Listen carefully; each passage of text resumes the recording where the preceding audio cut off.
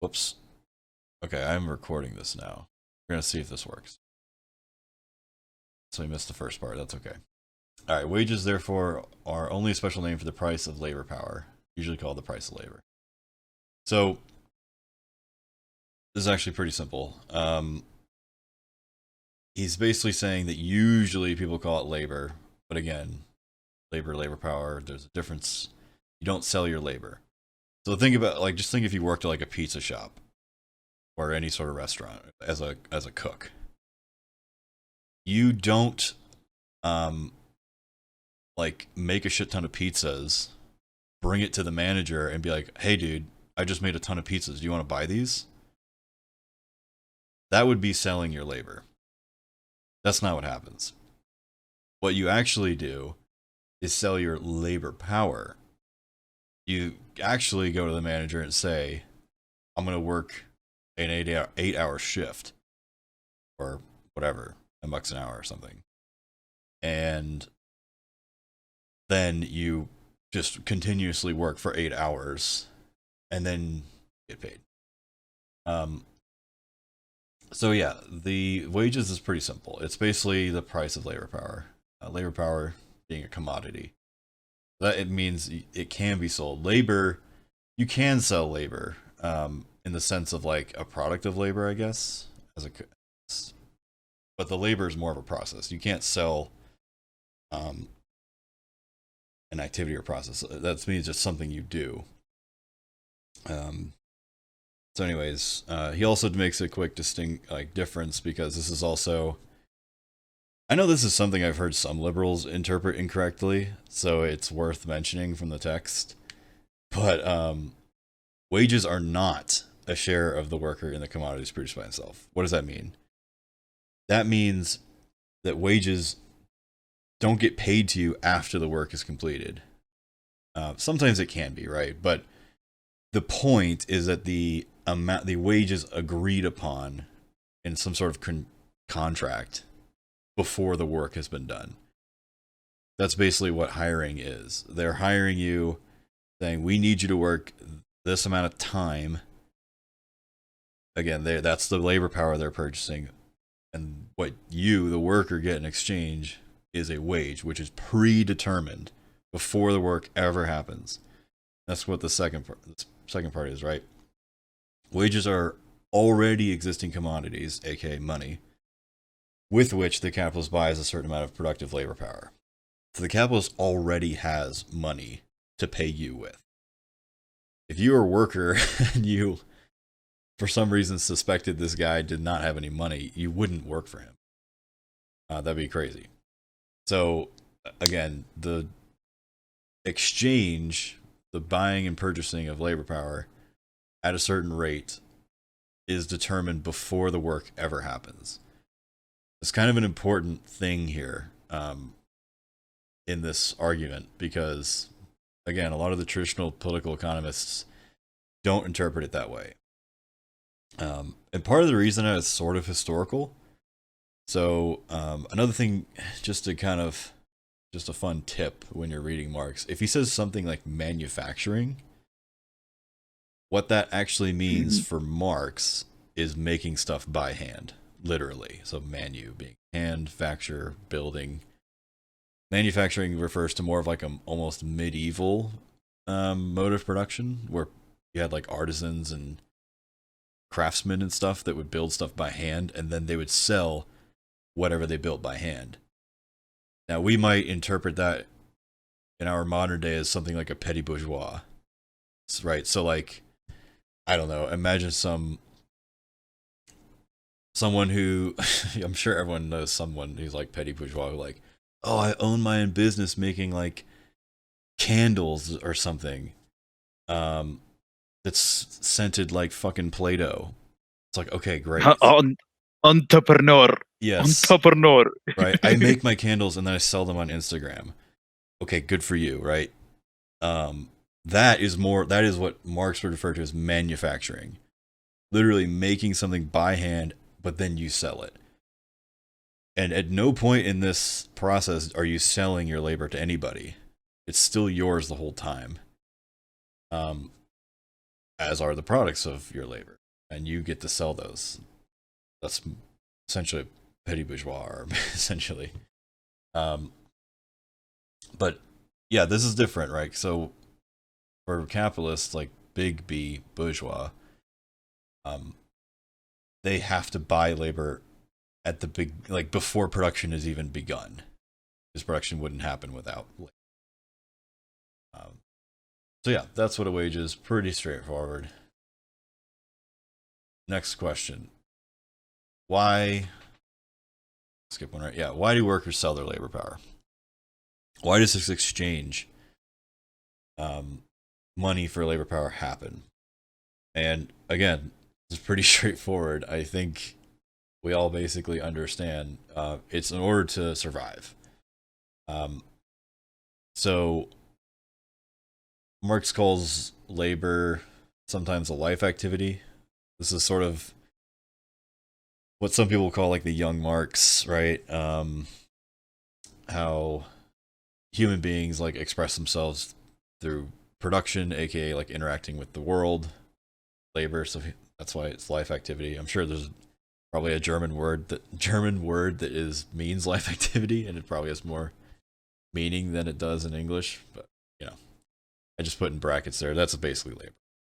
Um, yeah, the only reason we work, especially in a capitalist economy, is to secure your existence, aka food, shelter, water, the absolute basics of survival. And again, elaborating on this, right?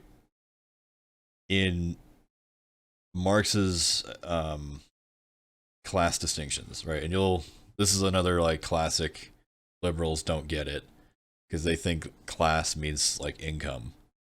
Oh, if you're super fucking poor, you're working class. If you are super fucking poor but watch Netflix, you're middle class. And if you have a McMansion, you're upper middle class. And then if you're an actual fucking huge capitalist, then only then are you rich. So they have these made up boundaries. They're very meaningless. But for Marx, worker, aka working class, is very specific. It means you only can secure your own existence by selling your labor power. That's it. That's all you got. You have no other way of making money because you don't own shit. And you, therefore, are basically bound to the class of buyers, otherwise aka capitalist. And again, he points out, right, unless he gives up his own existence. So again, the whole myth of liberalism being, oh, it's a free market. If you don't want to work, you don't have to, right? No, dude, you'll just starve to death or become homeless and then starve to death. Everyone's got to work a little bit in order to survive. And even that also kind of goes for like lumpen proletariat, right? Even petty crime is still labor. It's labor you own, quote unquote. But yeah, everyone has to work to survive, except the capitalists. That's a big part of this quote, right? And this is interesting, right? So what's the conclusion of that? That means that workers, assuming a capitalist context, are bound or belong to not one capitalist at a time, but generally speaking, the capitalist class. Okay, so again, if you hear some stupid liberal being like, oh, you think you're being exploited, just get another job, forehead. Like, duh. Just, what is it, like, just get on Indeed or whatever job.com bullshit. Just get a better job that pays you more. Duh. The point is that switching from one capitalist to another, sure, it might change your income slightly. It also might decrease your income. But you're still bound to the capitalist class. And this is kind of the crux of wage slavery as a concept, right? That wage labor could almost accurately be called wage slavery. But the only reason that makes sense, especially in a Marxist context, is that it's based on class. Class being like the subject of interest, not just an individual, right? So, like, okay, slavery is outlawed, whatever. That means like one person can't own another person. But in reality, in the actual capitalist context, the capitalist class essentially does own the working class. The working class has no other recourse but to sell themselves into some kind of slavery, basically, to the capitalists. Otherwise, they would die. And again, that's not much of a choice, right? No matter how much a liberal says this is a form of freedom, right? You can just you're free to starve to death. Okay, dude. Yeah, that's not much of a freedom. So yeah, this is like another fundamental question I think that he tackles pretty early on in the text. All right, so let's talk about commodities, labor power being one of them. So this is determined in this kind of network here. I tried to visualize as best I can.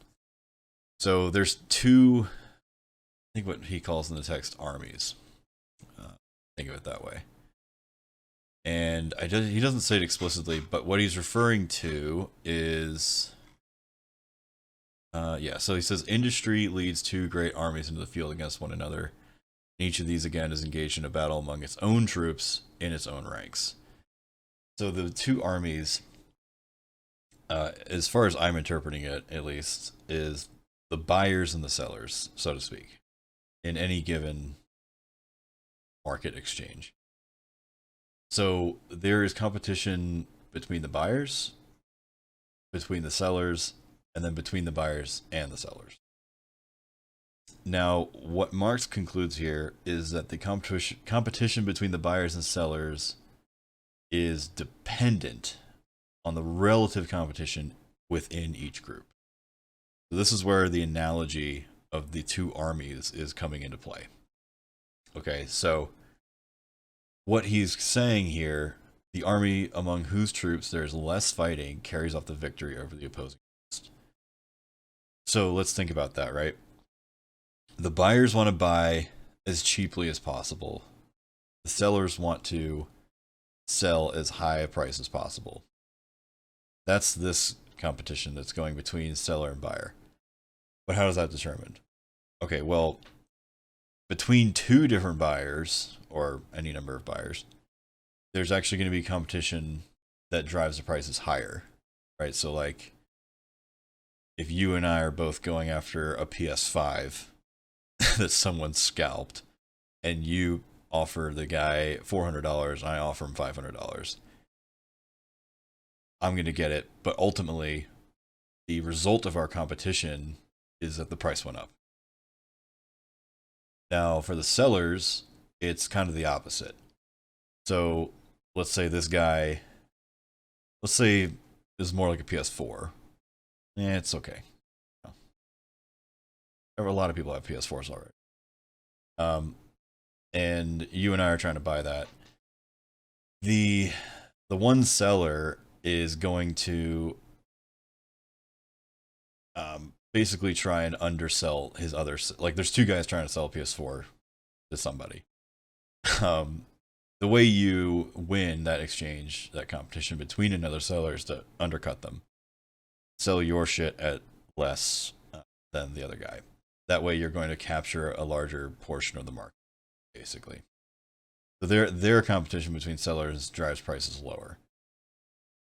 Okay, so the relative balance here, one of them's driving the price up, one of them's driving the price down.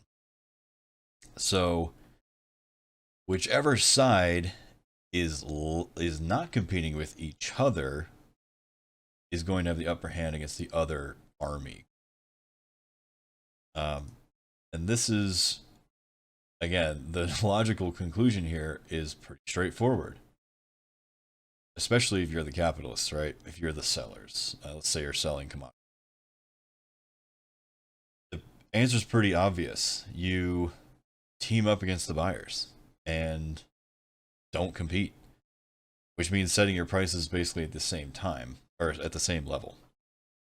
And again, capitalists have a very distinct advantage when it comes to this because they control supply because of private property, basically. And they can control it such that supply is consistently greater than demand, which keeps prices high. And we see this with, for example, famines. Historically, for the last several hundred years, and I'm sure even longer than that, probably, because markets existed before capitalism. But right, there's tons and tons of examples. This one's from Ukraine, but and this is not intended to be a reference to, like, for example, like kulak shit, but it kind of is the same thing. If you want to, again, artificially control the supply, it's easy. Just destroy the supply. Make sure it's relatively low, and then you're going to bring your prices back up. Now, I don't think it's really covered in this text too much. I think he goes over it slightly. But ironically, this type of crisis in capitalism is actually less common than crises of overproduction. Oh, that's not true, actually. This is essentially a result of overproduction. So if this guy overproduced carrots or whatever, and he realizes there aren't actually that many buyers for carrots in the market, what's the solution? It's just to destroy the fucking carrots and then wait for demand to catch up. And then, yeah, basically. Yeah, it's kind of shitty, but this is what happens. This is why. Alright, next part of this. So, this cost of production fluctuates. Or sorry, not the cost of production. The prices of a commodity fluctuate all the time. And I kind of just jerry-rigged this graph right here, but just imagine the x-axis being time, y-axis being whatever the percentage fluctuation of the price is. So Marx's question here is, okay, we know the prices of commodities fluctuate all the time. It could be due to all kinds of shit, but supply and demand, let's just use that for now. What is it fluctuating about? Right? Like, what is this red line that we're comparing to? Because it says, yeah, you know, at any given point in time, it may or may not be exactly at that red line, but it's probably above or below. But what is it, that line? His answer, along with most of the classical guys, is the cost of production. So, again, this is pretty obvious, but the whole, I guess I'll get to this a little bit later when we get to the capital side of the equation. But capitalists have to sell their commodities for more than they cost to produce. Like a super simple equation. So the simple conclusion to this then is that the price or value of a commodity is fundamentally the same as the cost of production. It just fluctuates around that value, sort of averages out to it. And again, he says, like, if you reckon it all up together, aka if you took some sort of integral of this entire blue line, averaged it, you'd get the red line. That's his whole point. And that red line is the cost of production. So, back to wages. Covered commodity stuff. Now let's look at the worker side of the equation, because they're concerned with wages. The commodity they own, workers, is the labor power, and they are now, think of the workers now as the sellers of labor power. Kind of flip the equation a little bit. and they're trying to get money for their labor power. And the whole purpose of this, again, we kind of covered this, like, why does this happen? It's because they want money to buy other commodities, aka food, shelter, water, etc. Stuff that you need to survive and thrive and do all that fun stuff. Means of subsistence. This is what he will refer to it as for the most part. So I think in some texts they'll sometimes say means of reproduction. It's the same thing. I think he just wanted to be clever with like means of production and means of reproduction, but they're subsistence and reproduction. And that the relationship between that and labor power is indeed that basically the wage is this ratio of exchange value. So basically, if I get paid $20 an hour, now I think for the most part in this text, Marx is actually referring to minimum wage. So just kind of keep that in the back of your head. But let's assume it's like minimum wage, right? What is the minimum to keep my workers alive? Well, the assumption is that if I pay them $20 an hour, that they essentially need $20 worth of commodities in order to survive an extra hour. That's kind of how it works. Now, if you think about what we pay for on, like, let's say a monthly basis, at least I can, speaking for myself, right? You got like the basics, rent, groceries, internet. You also got car insurance. A portion of it always gets scraped off the top for taxes. You got to make sure you have enough money to pay taxes. What else? And there's basic entertainment. If you ever, personally, I don't pay for movies much. Usually just pirate that shit. But whatever you end up paying for commodities, right? That is what you're exchanging your wage for. That's the whole reason you have a wage.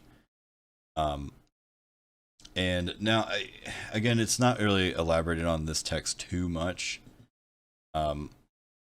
But the bare minimum of commodities that someone needs to survive, which is sort of the theoretical basis for minimum wage, is dependent on the material conditions, if you will. Right? It's a time and place type of thing. It's not going to be the same in any two different countries, and especially at any two different times. Right? Like, for example, I remember I was watching like Psycho, like not too long ago, the old Hitchcock movie from like the 60s or something. Yeah. And it's really funny. Like the MacGuffin of that movie is like a $40,000, which is, it's really funny because in the beginning of the film, there's like this hoity-toity capitalist who's like, "Yeah, you see, I'm gonna buy my daughter this house for $40,000. It's gonna be huge." And I'm like, 40,000 would barely buy you a car right now, let alone a whole freaking house. Like, so clearly, it's gonna be a function of time, how much things cost. We're pretty familiar with that. So, anyways, and again, I just put this little theme here. Again, this is kind of hinting at the contradiction, which again is hinted at in this text, much more elaborated on in Capital. But again, this classic capitalist contradiction that they don't pay their workers very much, or at least they pay them as low as possible, and then they're shocked when people don't have enough money to buy all the garbage that they produce. All right, classic. So, real quick, I just wanted to kind of keep this little diagram in mind, right? But now, flip it around. Now our workers are the sellers of labor power. So, what they're trying to sell it for, hopefully, is more than the cost of existence. But if you do boil it down to the cost of production, what you need to quote unquote produce or reproduce a worker is, again, the bare minimum to keep them alive. And again, I wanted to kind of connect this back, right? Because I don't know if he does this in the text excellently, but it's worth reminding ourselves that if the price of the commodity in question is dependent on the competition between the buyers and the sellers, and again, just remember, this competition is based on the other two competitions between buyers and between sellers.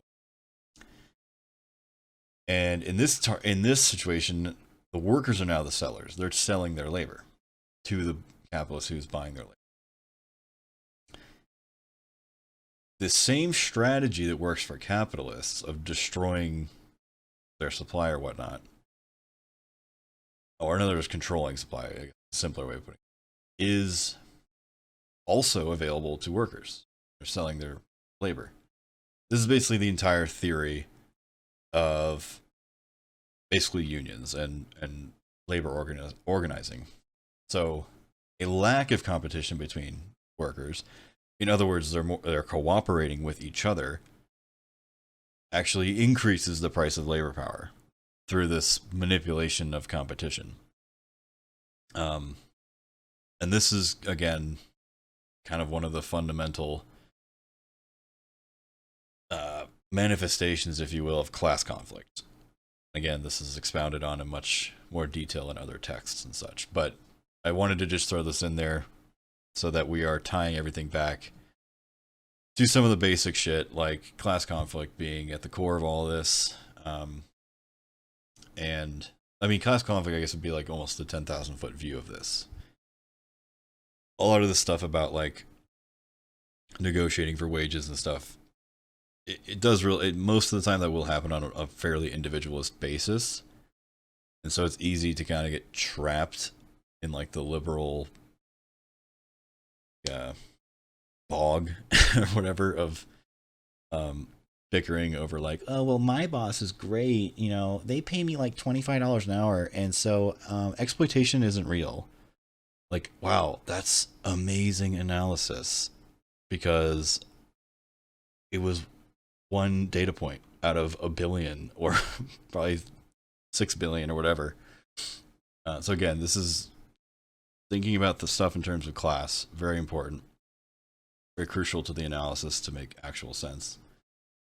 So, next, let's get into capital. But before I do that, I guess I'll just stop and ask if there are any questions or you want me to go over anything so far. Do you go like where like? But my see this is what happens with me when I'm like attending anything that is like I get like has anything related to actual material I need to understand. Mm-hmm. Brain dies. but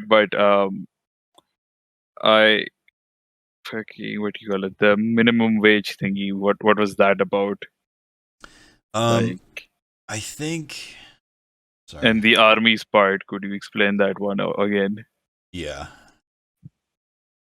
Let's see, I don't remember if I highlighted it in my PDF, but I think somewhere in here. Mm-hmm. So I can just find.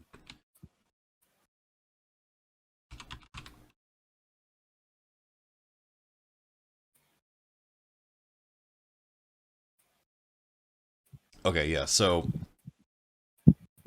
quickly on the minimum wage part, we'll go over that really. So again, this general rule for commodities, that they're basically what it is based on. Like, how do you determine the price of a commodity? It's based on the cost of production. That's what this argument is saying.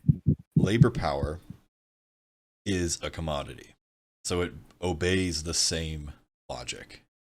The same rule applies to labor power. But labor power comes from living human beings. So, thus, the cost of production of a human being is what he calls means of subsistence, or like cost of existence, or whatever. It's whatever. So that right, this cost of existence, right? So for human beings, or at least their labor. This red line is their cost of existence, meaning, and he says, I think, let's see, on my PDF at least, it's page 13. He says the price of this cost of existence and propagation constitutes wages. The wages thus determined are called the minimum of wages. This minimum wage, like the determination of the price of commodities in general, is determined by the cost of production, does not hold good for the single individual, but only for the race, aka class. I know. I think this was sort of early Marx when he wasn't using class as much. But again, he says individual workers, indeed millions of them, do not receive enough to be able to exist and to propagate themselves. In other words, a lot of them don't even get paid enough to survive. But the wages of the whole working class adjust themselves within the limits of their fluctuation to this minimum. Right, so some people get paid below the red line, and some people above the red line. This is, again, classic. This is what liberals will point to. Right, they'll say, oh, well, I get paid more than what I need to survive. Therefore, there is no exploitation. But then we will just be like, well, yeah, but like practically everyone in the third world is like a million miles below the red line. Right? They're like barely surviving. And being like, I think, again, further theorists like kind of develop the idea of like super exploitation. Yeah, so, I think like but that's Parente or something.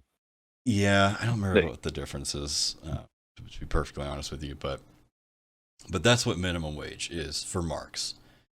It's the absolute minimum to keep a worker alive with only wages.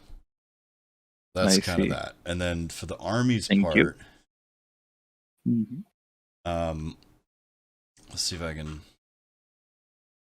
So this is just where he's going. He's using an analogy, right?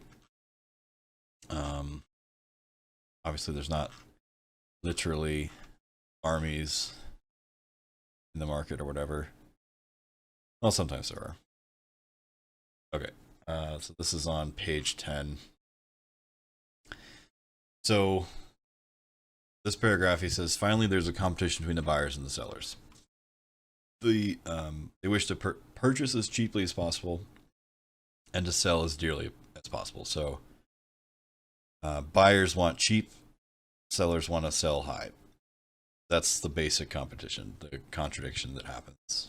The result of this competition between buyers will depend upon the relations between the two above mentioned camps of competitors. So it's upon whether the competition in the army of sellers is stronger. So this competition between buyer and seller is dependent on whether or not the sellers are competing and the buyers are competing. This competition basically doesn't happen in a vacuum. It depends on who else is selling. So that's kind of, and again, the army analogy is like the side that's quote unquote like demand and the supply army, if you want to think of it that way, they're opposing armies because they want opposite things. The army that will win is the one that isn't fighting itself. Right? So if you're leading an army as a general or whatever, and your troops are like fighting each other, you're not going to win. You just can't, because they're obsessed with fighting each other and not fighting the opponent. That's his whole point. Basically, that this is how this little I mean, I didn't make the world's greatest diagram, obviously, but hopefully that analogy he uses is a little more obvious. But yeah, that's what he's referring to.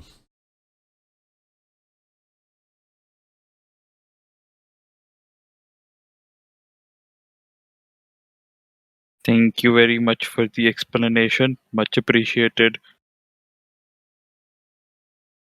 All right, anything else?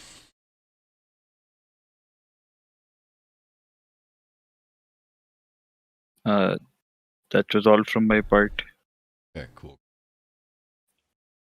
All right, let's keep plugging. This is one of my favorite quotes from Das Kapital. Really good. So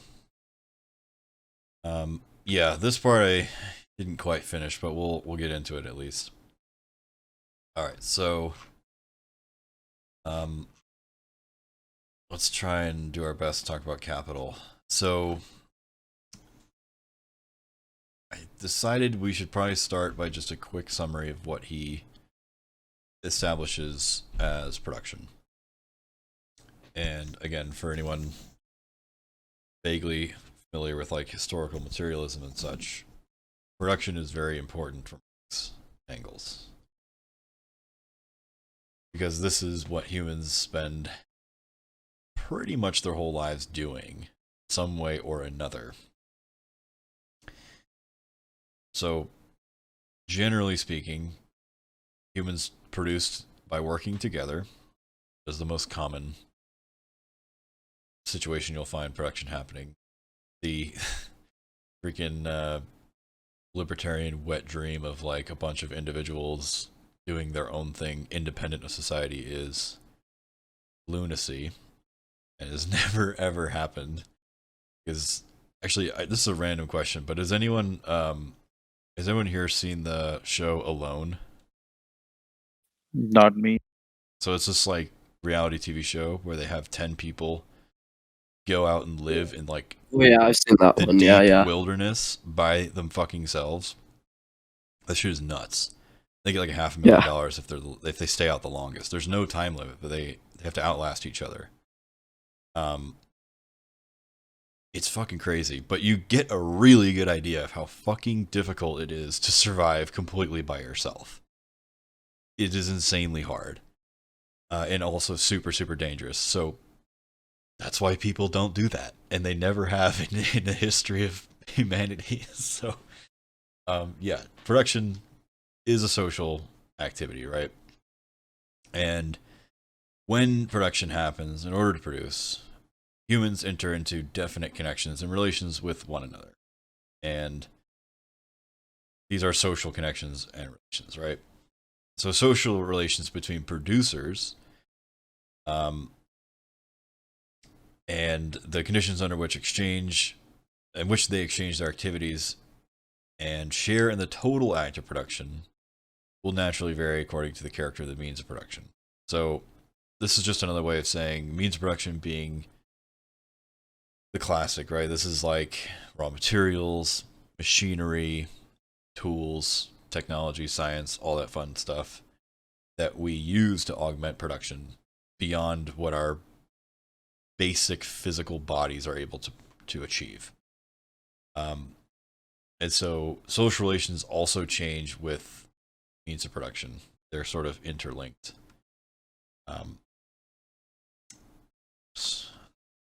Change. All right, so another quick distinction here. Again, we'll see this as we go through more Marx. This will happen more and more, but he likes taking something and splitting it into usually two different factors, or two different facets. This is a classic dialectic move. So the factors of production are generally split into relations and forces. So he does define relations in this text at least. So the relations in their totality constitute what is basically society, right? This is like the social side of life, essentially. So society, and more specifically, it's at a definite stage of historical development. So again, that just means it's a function of time and space. It's going to change based on where you are in the world and when you are in the world. But that's essentially, so relations of production are a bunch of social relations. And then the forces of production is kind of like just another way of saying the means of production, basically, right? So land, tech, labor, raw materials. What are we actually using to do production in like a very physical sense? Again, this is also dependent on historical development, aka material conditions, aka time and space. So he doesn't use forces of production in this text. I think he usually will say means of production, but they're pretty much the same thing. So let's try to at least scratch the surface of capital. So he starts out by saying capital is a social relation of production. So it's going to fall in the social relation category. More specifically, it's related to production in bourgeois society, right? So this is why it's called capitalism and not something else, because bourgeois societies, usually we will call that capitalism. I think his later works tend to use capitalism more, but his early stuff uses bourgeois society more. So just keep that in mind. So it is also, it's not only means of subsistence, instruments, raw materials, blah, blah, blah. It's also basically a bunch of exchange values. And that means that capital has the ability, or like, basically it can manifest in a lot of different ways. It doesn't have to be this thing or that thing. It can transform itself continually, and it doesn't really suffer through this alteration. This is basically, so in the text he will talk about, for example, capital moving from this industry to that industry. This is sort of what he's referencing, right? Capital is able to transform itself from one thing into another thing. It can be machinery today, and it can be just workers tomorrow, but I'm specifically paying them. So that's sort of one way. Another sort of character of capital, I guess you could say. And then next, another element of capital. This is pretty key. So I don't know if anyone's kind of heard like the whole capital is value in motion specifically. This is sort of hinting at that, right? Where to be capital, it has to, first of all, be what it is past and accumulated materialized labor. But more specifically than that, it has to have dominion over current living labor. And that is the what he says, the character of capital, or maybe you want to think of it as like the essence of capital. So it's not that it's just a collection of machinery, raw materials, blah, blah, blah. But again, it's a social relation, right? So how can a bunch of machines and raw materials and money be a social relation? Well, it has to literally feed off of living labor. And of course, that means humans. That's why it's social.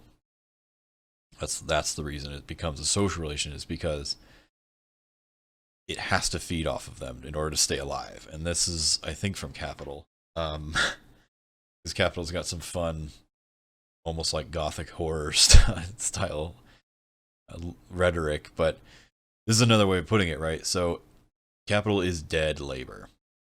It's accumulated dead labor, which, like a vampire, can only stay alive by sucking living labor, and then sucking the blood from them, basically, and lives the more labor it sucks, right? So it is something that must feed. And in that sense, even though it is dead, it is non-human, right?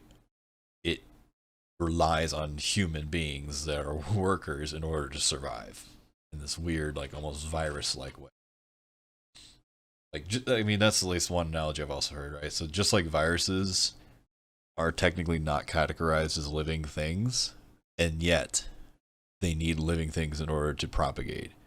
Sort of this funny little contradiction, but capital's a lot like that. Yeah, so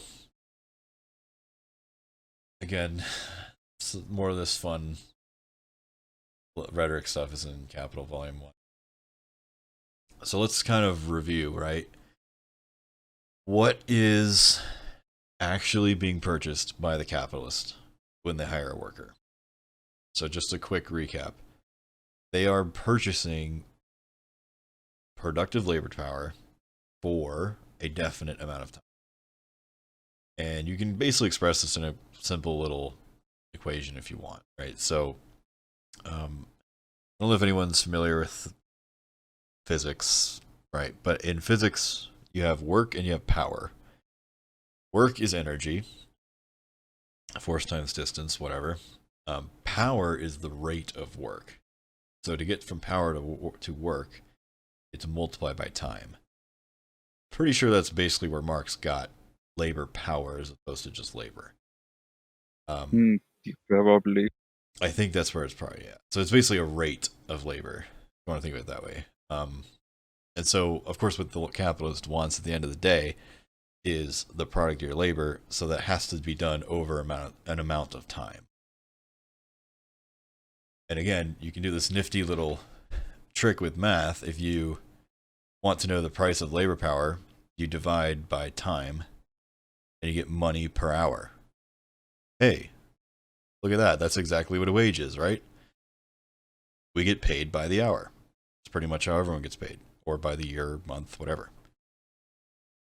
So yeah, that's pretty much that little equation for labor power. But again, the capitalist isn't looking for your labor power at the end of the day. What they want is new commodities with objectified labor in them. So you had to do some production, some labor in the labor process, which again is expounded on in volume capital 1 if you're interested. But yeah, that labor process objectifies labor within the commodity. Objectification here meaning you're converting energy into whatever, you're bringing a bunch of raw materials and the equipment, etc., together in some sort of labor process. And there's something on the other side of that, which is another commodity. And again, it doesn't have to just be some industrial process like you're building a car or something, whatever. It can be a program if you're a programmer. It could be a pizza. It could be whatever.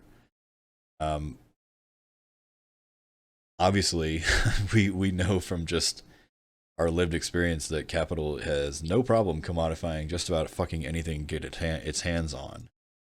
And sure enough, they will do that. They will try to make everything a commodity if they can. And in fact, that's actually another contradiction of capitalism is that eventually you can't commodify. You will run out of stuff to commodify. It's also kind of fun. So, this is kind of a dry slide, but I think if I kind of walk through this process, anyone who's actually had a job will immediately recognize this as hopefully being familiar. So, a lot of what Marx establishes in this text is what I would just am calling like this order of operations. How does this happen in the real world? Not in liberal fantasy land. So, we're just going to cut to the chase and just say the capitalist and the worker are both in the labor market because they both need a commodity. I know this is idealized, but let's just cut to the chase. The capitalist needs labor power for the production process. This production doesn't happen without labor. The worker needs money, which is just a commodity, so they can go buy other commodities, aka means of subsistence. They both have an interest in making this exchange. And again, I know it's more like the capitalist. Technically, they do really both need both of these in order to like actually maintain their status in society. The worker as just a living thing, and the capitalist as a vampire thing, basically. So, anyways, they come to some sort of agreement to exchange money for labor power for a predetermined amount of time. And this is where you get the wage calculation. And again, in this exchange is very unbalanced. The power dynamic is not a like 1-to-1 ratio here. It's capitalist has the worker by the balls, quite literally. And again, the capitalist pays with money already on hand. They already have capital on hand to pay them with. Next, we'll kind of just fast forward to the job. The workers on the job, they're doing the labor. Fun times. Now, throughout whatever period they're being paid for, let's say it's an 8-hour day, the capitalist is basically continuously appropriating whatever product of labor is happening. And I guess I said at the end of the period they receive their wage. Exactly when the worker gets paid, I guess, can vary, and it probably just depends on the situation. It doesn't really matter. It's the point is that the agreed upon amount happens before the labor. That's kind of the whole. Next, let's say the worker's day is done. Products have been completely appropriated. The worker leaves with nothing that they made that day. They just go home, drink beer, and I don't know, pass out for the next day work, I guess. Based. That's pretty much what I do. Products now. The next part is on the capitalist side. So they need to sell whatever that product was. And this term is, again, mostly using capital, but I wanted to kind of tease it here if anyone's curious. So valorize just means realize. Because the value in that new commodity doesn't really get quote unquote valorized or realized until a sale is made. But anyways, basically the end of this cycle is that they need to sell it for more money than they paid to have it made. And that now the question is, we're getting closer and closer to the question of profit and how this grows capital. So we've got this process, and capital has to multiply itself. And to do this, it must exchange itself for labor power. This is what brings wage labor into the picture. And this is why capital and wage labor, hence the title, essentially bring each other into existence. It is kind of a very dialectic way of thinking of this. So capital will perish if it does not continuously exploit labor power. And it needs to buy labor power in order for that exploitation to happen. Again, kind of reference the beginning of this order of operations is the purchasing of labor power. But again, you can only purchase labor power if if wage labor exists. So the wage labor social relation also has to exist before it can buy it. And so that's why capital and wage labor basically call each other into existence, if you will. And so when we talk about growth, right, you gotta have a growth mindset, bro. The growth of the power of accumulated Get labor. on the Sigma grind set. Yes, exactly. What is that? What do they really mean by that? Because there is an answer. That the growth of this accumulated labor, that's capital, over living labor, that's the wage labor. Growth of the rule of the bourgeoisie of the working class. Again, he's just repeating the same thing here. Bourgeoisie are the ones that control accumulated labor, working class control living labor. And so when wage labor produces the alien wealth dominating it, which is hostile to it, aka capital, there flows back to it its means of employment, aka the means of subsistence, under the condition that it again become a part of capital. That is, become again the lever whereby capital is to be forced into an accelerated, expansive movement. Okay, so this sentence is a mouthful, but I think it's fairly important. So I'll kind of try and walk through it as best I can. So, wage labor produces the alien wealth that dominates it. Okay, so the labor process that I hope try to summarize here ends with the wage laborer creating capital, which is hostile to it because they have opposite interests at the end of the day. So by basically creating more capital at the end of the day, labor process, they are also increasing basically like feeding themselves the means of subsistence, which is also capital. However, it's specifically under the condition that this means of subsistence become more capital. And so this is why he mentions this accelerated movement. So, not only are you creating capital with your labor, but then you use your wage to buy means of subsistence, which realizes more capital.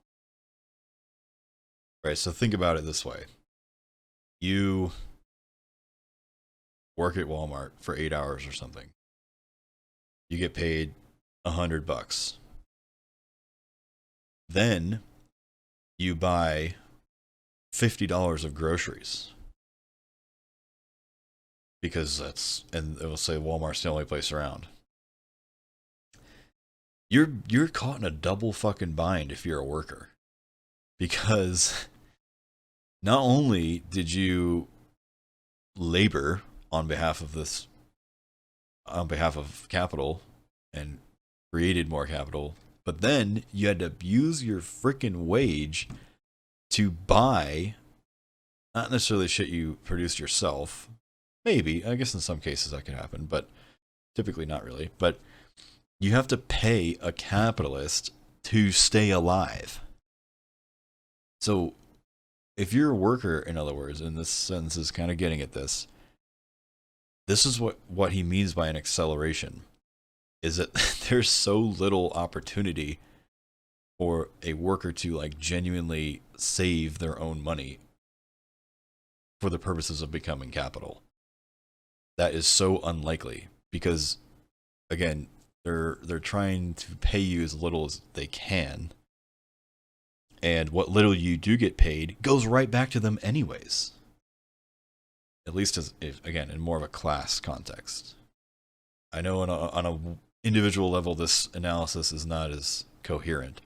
But if we're thinking about it in terms of classes, the working class works for the capitalists. They make their labor ends up producing these commodities with objectified labor in them, which is basically socially necessary labor time, all that fun stuff. But then they are the ones who also valorize the increase in capital by buying that shit, because there's nowhere else, where else are you gonna buy it?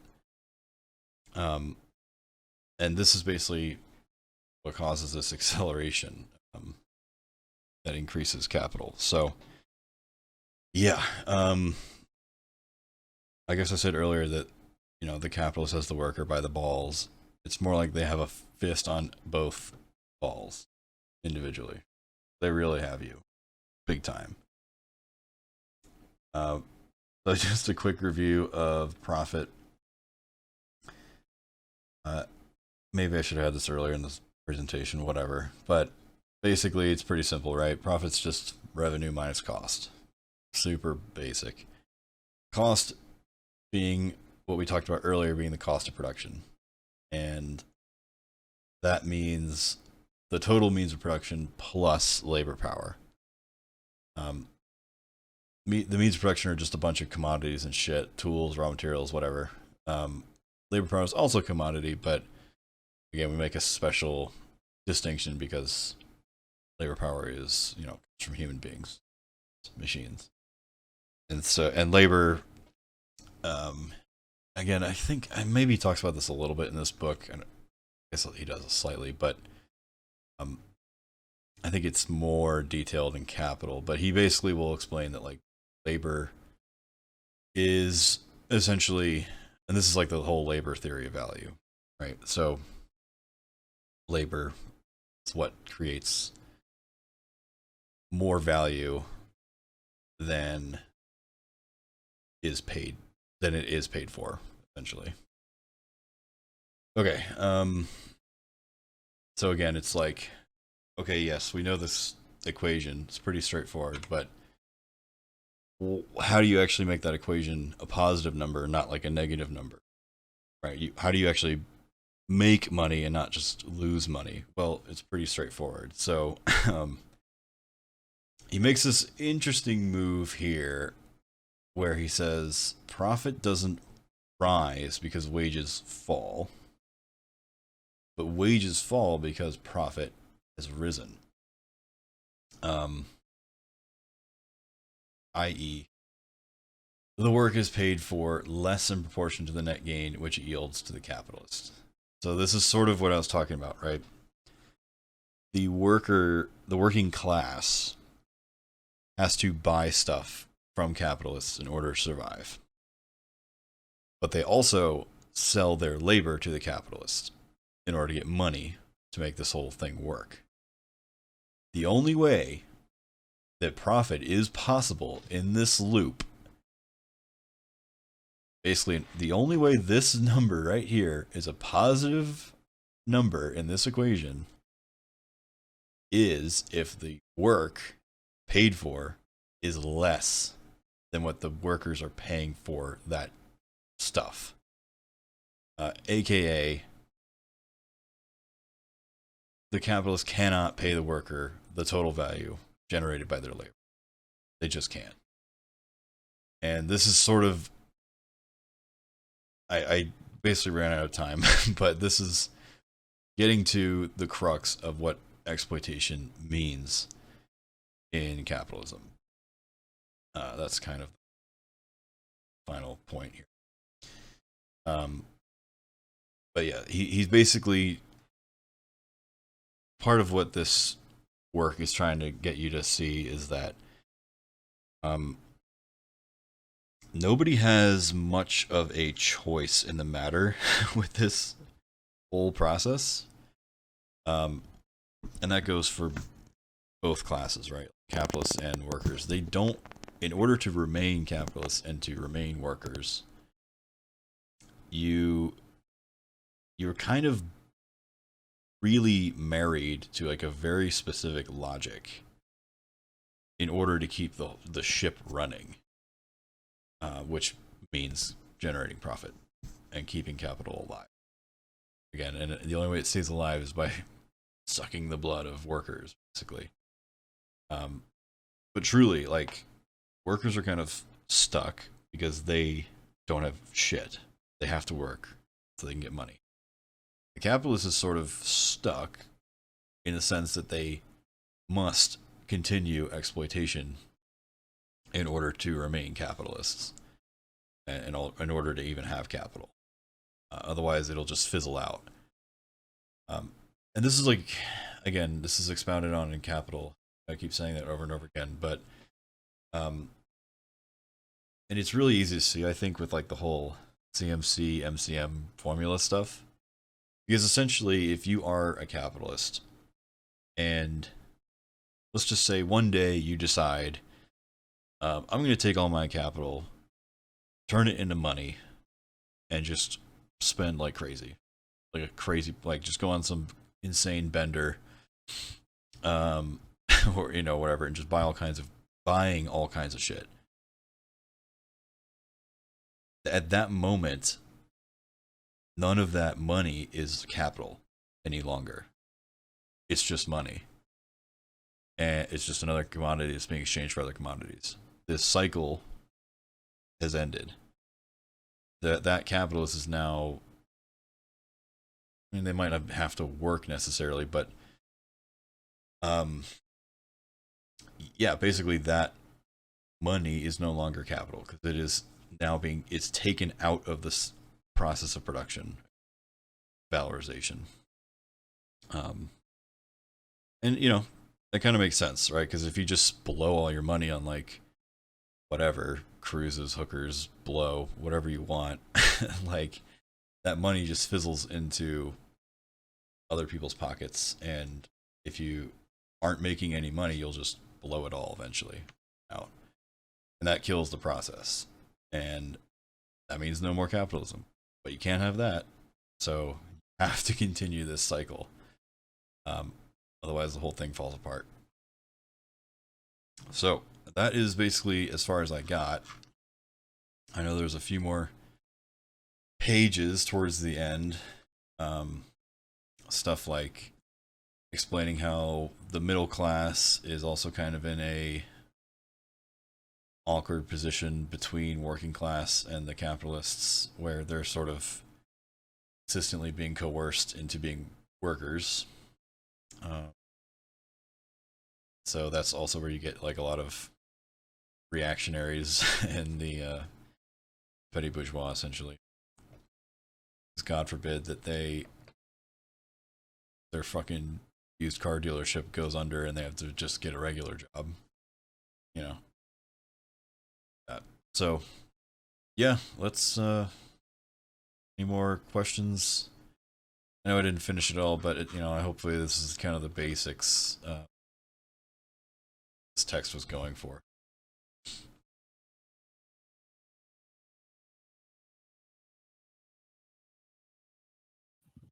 Very, like, pretty highly appreciated, because like, I shit you not, I literally started, like, I finished reading the book like fucking what, 10 minutes before this thing, and I didn't get half of it, and I actually got it. Thank you very much appreciated.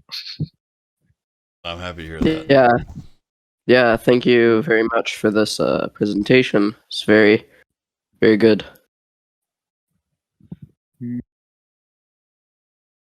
Yeah, thanks. It was a lot better than anything I could have made. Yeah. It probably also didn't help that I'm like 4 beers deep right now. It's kind of just trudging through. But yeah. Yeah, I mean, this is like probably 3rd time through this one,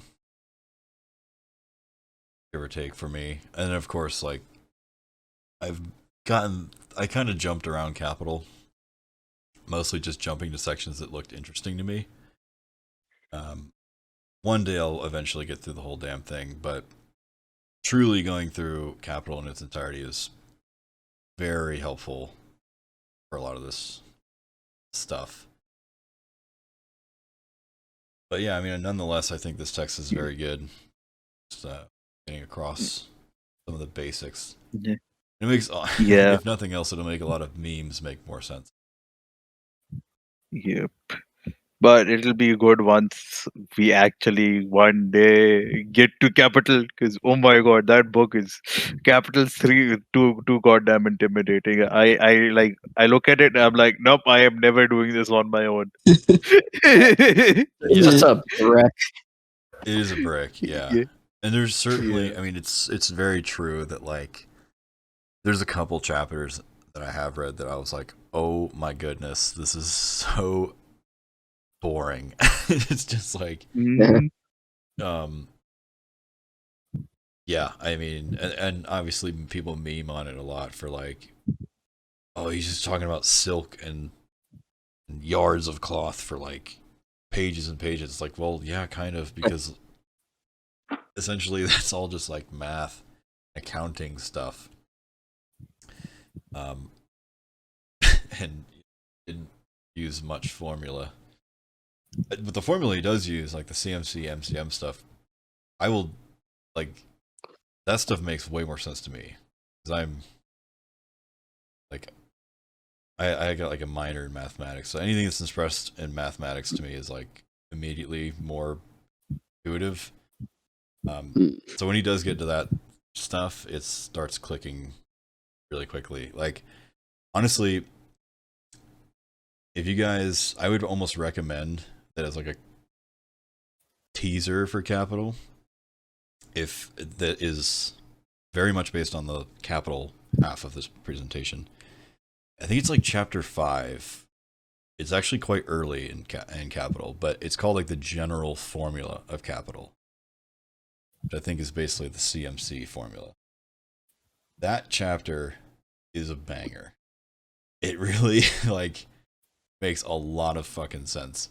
That's where he's basically explaining this like endless cycle and why it cannot be allowed to terminate. Of course, as socialists, that is our objective, is to terminate that cycle because it's killing everyone and everything. But that chapter explains why it is, like why the cycle is what it is and why it cannot stop. Again, the whole infinite growth on a finite planet contradiction. So, yeah, there's definitely like nuggets in Capital that are super, super worthwhile. But the whole thing is a bear. Maybe we'll get there one day. Yeah. Maybe that's what we could do then. Is like sprinkle in like a chapter here and there of Capital, not the whole thing. I can see that actually working out. Yeah, that would actually work out. Yeah. Yeah, because I know there's definitely some chapters that I'm more familiar with than others, and you know, because some chapters just won't be like terribly relevant, or it's maybe just really, really like grinding through a proof or something like that. And those are the really boring ones, right? Where it's just like, okay, dude, I get it. Like, holy shit. You know, I don't know. It's like I'm almost thinking back to like freaking middle school geometry class where you had to just, there's homeworks where you just fucking did geometry proofs over and over again, where it's like, prove that a triangle is 180 degrees and all the angles. It's like, dude, oh my god, this is so fucking painful. But someone had to figure that out at some point. And that's kind of what he's doing. Like, somebody has to do this shit, even if it's a super drag. And thankfully he did it. Yeah, thankfully somebody basically called Ricardo and his bullshit. Yeah. Alright, so I guess I can... I mean, are there any, like, dire questions about the principles of communism? Because we kind of tossed it in there as an addendum. I think that was a little too last minute. Yeah. I did read through it before, but it was a very simple read from what I remember, and I don't really... Like, I just read through it, I was like, okay, I understand this I didn't find anything too complicated there. Yes, I'm in a very similar boat. I've read it before. I didn't actually reread it this week, mostly because I was focused on wage labor, but it's pretty simple.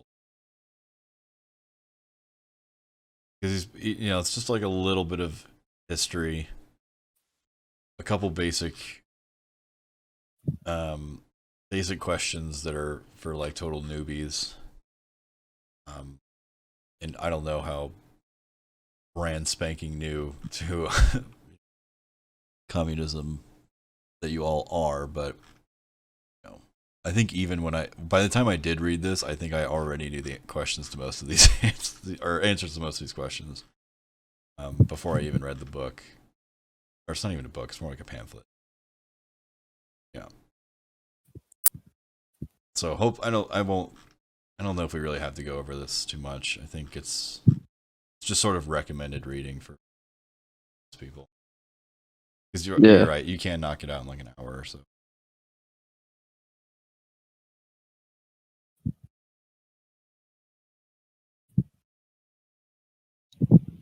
Yeah, and I think the audiobook is also like everywhere for all like these introductory Marxist tests, the audiobook is everywhere.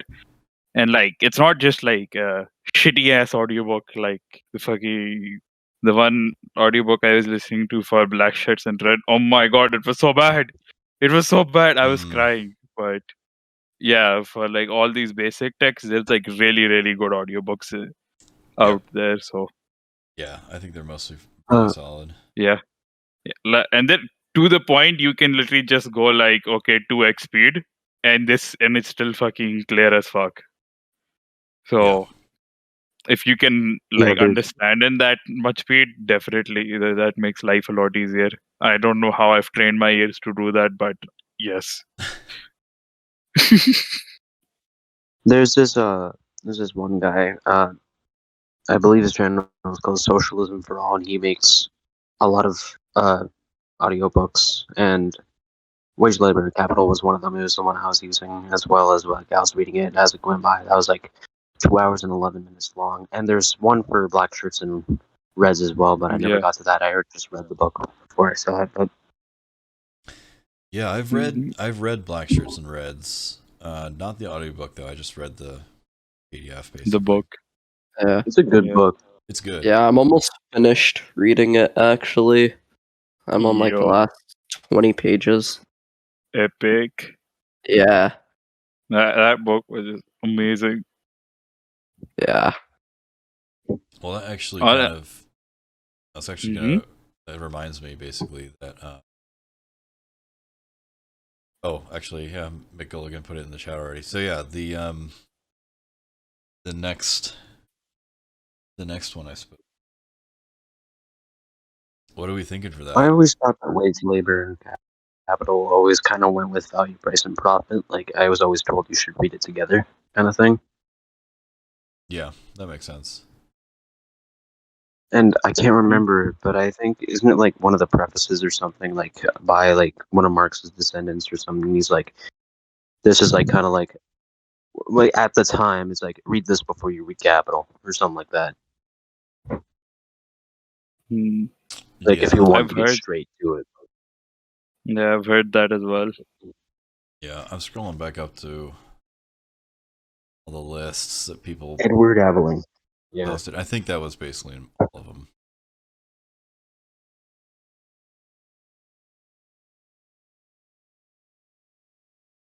Okay, yeah. So here's the one you posted, Faron. So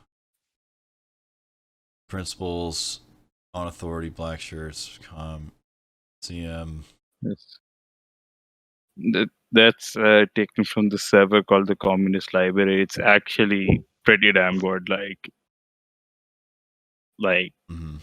uh, it just has a shit ton of sources on so many places. There's too many fucking channels as well. Yeah. Here's the Hakeem list. So yes. Yeah, wage labor, capital, value, price, and profit, then principles of communism, then socialism, utopian scientific, state and rev, imperialism, Mao stuff. Yes, Mao is great. I've read Yeah. our Lord and Savior Slavoj Žižek's book on Mao.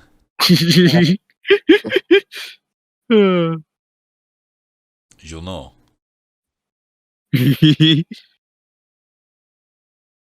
Yeah, actually, I just got You guys seen that? I just got a book on. It's like a kind of selected works from Mao, like a used book sale. And I was, at least in the beginning, it's mostly him. It's his writings on like basically a historical materialist analysis of like Chinese history. Really interesting. Ooh. Really, really cool. Oh, I like because that of course, what I know of Chinese history is like through an American history class lens, which is probably flat out wrong. So reading it from his perspective is really interesting. I liked it a lot. Definitely need to get back to some of that stuff. Yeah. One thing I noticed with Mao is like from what I've read, like he seems to have like a very distinct way of writing. But like I like I'll know it's kind of just from the way it looks. Yes.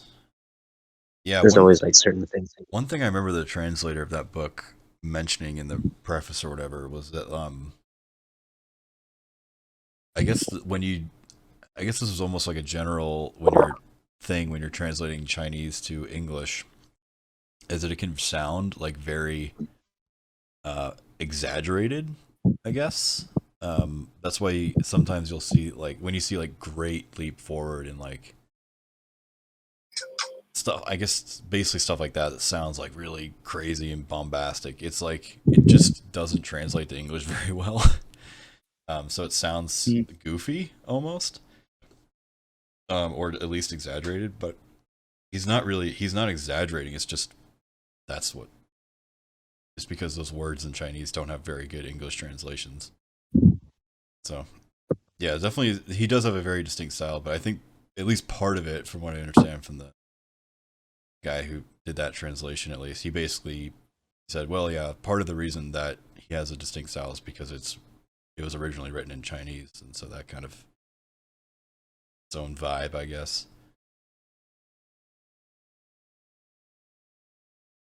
Yeah, it does. Yeah, makes sense. You can kind of see that too in Marx a little bit, right? You know, Yeah, like sometimes he'll use compound words that you're like, why the fuck is that a compound word? It's like, oh, it's German. Yeah, of course. yeah, I think another thing with Mao, I don't know if this has to do with it. It probably is just mostly the translation thing, but I think it might also have to do with like the context in which they are writing, because I feel like Mao's like Marx's stuff seems to be kind of going to more like academic fields, where like Mao's going more to the people, like the peasants and stuff like that, who needed to understand it better. I guess I don't know. Mhm. I think it depends on which of Marx, Engels, or Lenin you're talking about, because some of their stuff was intended for like just regular working class people, and some of it was intended for like Capital, 100% academic audience. Right, this is where Marx was like basically his official like "F you liberals," like, but in the language of bourgeois intellectuals. That was his whole objective, is to like really give a scientific grounding to the communist movement at the time. And the only reason that would ever be taken seriously is if he wrote it in like a very academic way. A very scientific, very like meticulous way, I guess. That's why Capital can be a drag sometimes. Whereas, honestly, this book we just read, I guess, is a collection of, I don't know if it's a collection of speeches or one continuous speech, whatever. But he was basically just talking to like fellow comrades, which were probably a blend of academics and regular working class people. So he definitely tried to keep it like relatable. Um, that's why he does use a lot of analogies. Actually, that's more of just a Marx thing. He does use a lot of analogies, but Yeah, he does. yeah, I mean, I think he's trying to use like cultural references and trying to basically, he's basically saying, hey, think about what happens at work for real, like your actual working life. Think about it, and then he goes into like just kind of peel back the curtain a little bit. Then you start seeing the gears and the mechanics behind it all, and okay, that's why certain things happen the way, the demystification of it all.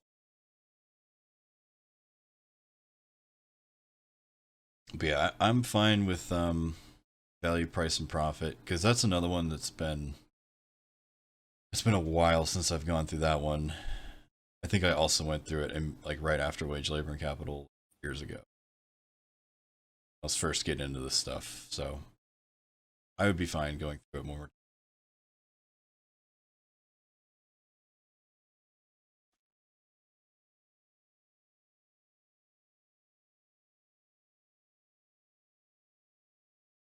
Should we do a poll for that, or should we just kind of, yeah, should we just go for it unilaterally?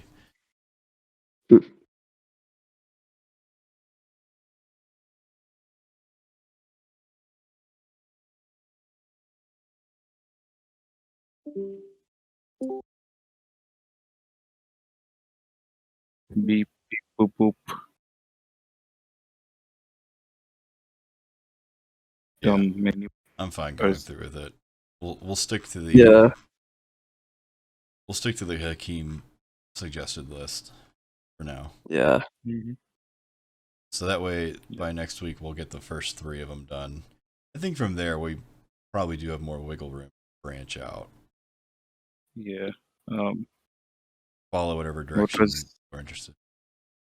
Yeah. Like, for example, Right. I personally would like to get into more dialectical materialist stuff. So, like, Mm-hmm. anything like the German ideology, I think is something I've been meaning to get through. Stuff like that. I personally would be interested.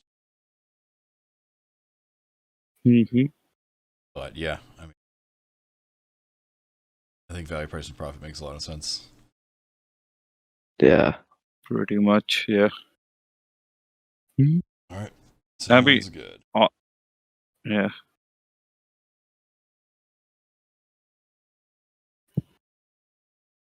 All right, hopefully we can drag more people in here next time too. Yeah. I don't know if I mean I don't even know if I will be able to jump in next week because I know I think I have a flight next Monday, like super early. I definitely won't be able Damn. to stay up this late probably. But we'll see Yeah, how it works okay. out. I definitely cannot promise another presentation. I just ended up having a lot of time this week. So. It's all good. It's all good. Somebody else can take it over then for like next Monday, or we can just do it whenever you're Yeah, it doesn't have to be a like. presentation either. I mean, Yeah. if we just want to have someone kind of like, again, just sort of guide the discussion, that sounds good to me. Yeah. Yeah. I'm just gonna say I'm bad with anything related to this like economic shit. I'm gonna take a step back. I know we're supposed to know about economics, but it doesn't work for me. Yep, it's all good. I offer the Canadian as a sacrifice. Canadian man, you do it. I mean, You're I'm right. down. Epic. Yeah. Uh, yeah, I mean, yeah, I could think of something to do. I'd be down to do Yeah. something like that. Honestly, it can be as simple as, when you're going through it, it can be like I did this before I actually made the PowerPoint. I was just highlighting sentences and paragraphs that were like interesting. Like important stuff. Yeah. Or just, I mean, even if it's not like critically important, if you read a sentence and you're like, damn, that makes sense, just fucking highlight it. Yeah. And that's what we'll talk All about. right. It can be as simple as that. Like, it doesn't have to be crazy. All right, cool. Yeah. Because yeah, there's definitely going to be whole paragraphs where he's just pontificating on some random shit that could have been said in 5 seconds. So we can skip it. We don't have to talk about stuff Yeah. like that. Yeah. Yeah. So yeah, I think keep it nice and easy. Right. Mm-hmm. Got it. Yeah. And yeah, I mean, I know I'm a little late. Sorry, I'm working right now, so I'm hopping on and off. But It's all I good, just want to comrade. say thanks again. It was a really great presentation. I appreciate everybody speaking up and asking a couple questions in and out as well. That's always nice. And yeah, if anybody's interested in discussing tomorrow, I should have some time. Otherwise, I'll be around more next week, hopefully, for the stuff you guys are trying to set up right now. Yeah, hell yeah. Yeah, Cool, for sure. Yeah. I was gonna say hopefully we can get like another group of people in here by tomorrow. Keep it going. Yeah. For anyone who missed it, obviously they're free to use my PowerPoint if they want. Just talk about whatever. So. Yeah. The PowerPoint Cool. is pretty good. Yeah. Yeah. Yeah, I was It's a nice resource. definitely proud of the whole the title of the card. Yeah. like this is basically like this the subtitle of this is like the name of the book club. If we had Yeah. to give the book club a name, it would be How I Learned to Stop Being a Liberal and Love Political. Yeah. So yeah, yeah. Thanks for listening, everybody. I will stop the recording here and do my best to upload it somehow. All right. I don't know if that's going to Sweet. involve making a YouTube channel or whatnot, but yeah, we'll see how that works. All right. Well, Cool. much Yeah. appreciated. Yeah, I might start out And with thank like, you very much. I don't know if I should make like some sort of anonymous Google Drive for the video, or just maybe we can have like a. Actually, we can just make the videos private, right, on YouTube, and just share. Yeah, we can Yeah, just that's make them true. private. Unlisted. Okay. You can do it, Unlisted. unlisted. Yeah, unlisted. Unlisted. Yeah. Yeah. Okay. Cool. Yeah, I'll look into that. Yeah. And I guess we'll just. Mm-hmm. I guess, I don't know, share the password or stuff in case other people want to record them. So, Yeah, that sounds Yeah. good. all right, sweet. Cool. All right.